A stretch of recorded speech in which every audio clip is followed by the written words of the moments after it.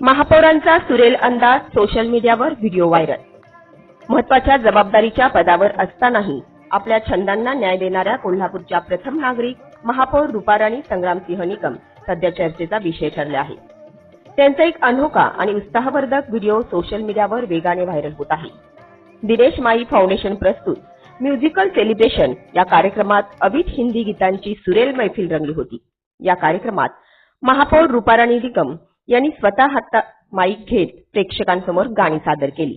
त्यांच्या आत्मविश्वासपूर्ण आणि उत्साही सादरीकरणाने उपस्थितांची मने जिंकली।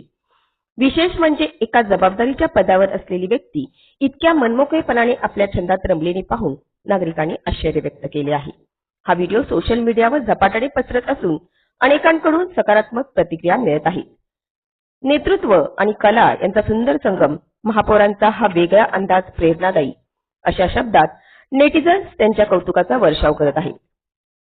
दरम्यान महापौर निकम यांच्या या सुरेल अंदाजाने राजकारणाबरोबरच कला जपणाऱ्या व्यक्तिमत्वाची झलक सर्वांसमोर आणली।